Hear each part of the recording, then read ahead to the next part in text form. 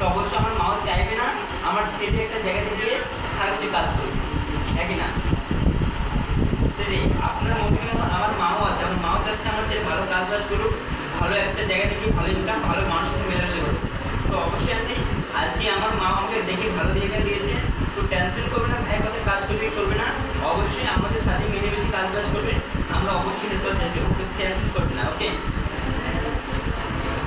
এমনি ভাইয়ের যে পড়াশোনা করে বা খরচা যে লাগে এটা কে চালায়, আপনি না কেন সাপোর্ট কে করে? ভাইয়ের কোনো ছেলে ভালো পড়াশোনা করবে, হয় না? পড়াশোনার দিক থেকে সাপোর্ট যে করার একটা বিষয়, এটা কি আপনি করেন?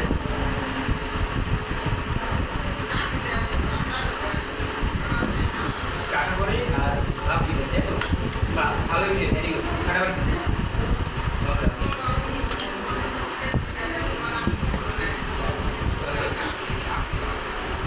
চলো আন্টি, আজকে ভাইকে খুবই লাগে যে ভাই এতজনের মধ্যখান থেকে আজকে এই সিলেকশন আমরা কিন্তু বুঝতে পেরেছি।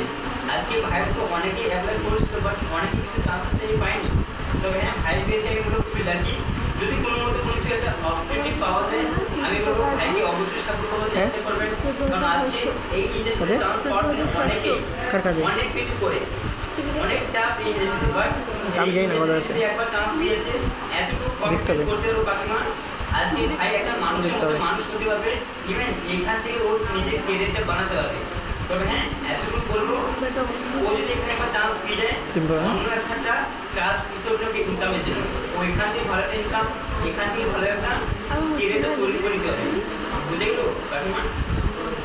হালকা আছে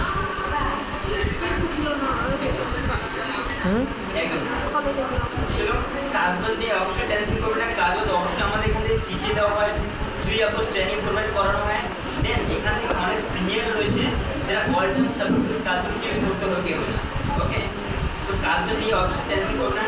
তাহলে যদি বলি আজকে আমরা ইয়াং জেনারেশন ফার্স্ট এক্সপিরিয়েন্স না আমাদের, নাকি না?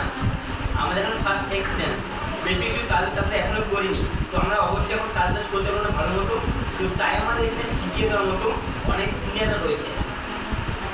আপনার মাথায় এই কোশ্চেনটা আসতে পারে যে আজকে আমার ছেলে তো নতুন, নাকি না, যে কাজ বাজ করতে পারবে কি পারবে না, এটা নিয়ে টেনশন করেন না একদম। ওকে, আমরা শিখিয়ে দেবো ভালো তো, এখানে ভালো ভালো গাইডেন্স করার দাদি দিদিরা আছে। ওকে, তোমার নেটওয়ার্ক ইস্যু দিচ্ছে সাথে, একটু বুদ্ধি করে বসলে কি বেটার হয়। সাথে তোমাকে কয়েকটা কোশ্চেন করে, ওকে আন্টি, আপনি শুনবেন কিন্তু আন্টি, আপনি যদি পাচ্ছেন আপনিও অ্যান্সার দিতে পারবেন, টেনশন নেই। ওকে,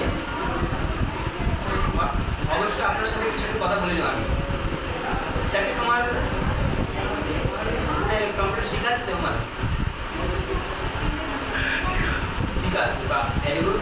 তবে কেমন কম্পিউটার শেখানো আছে তোমার?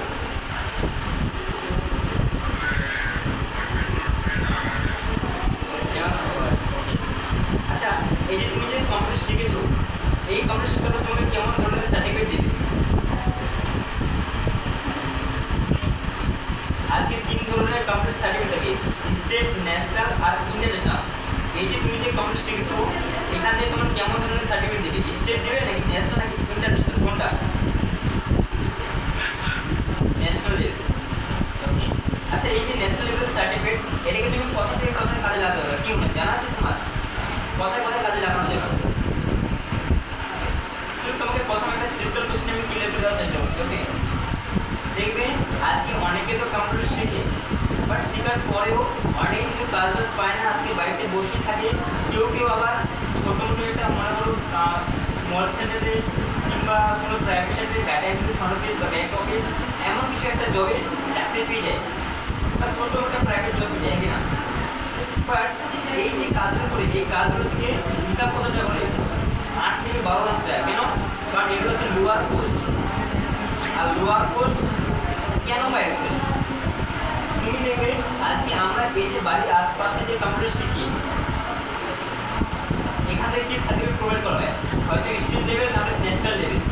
আর এগুলো কি কী প্যাটার্ন শেখানো হয়? যেমন তোমার MS Excel, MS Office, হ্যাঁ না, HTML, পাওয়ার পয়েন্ট, ফটোশপ, তাই না, ট্যালি,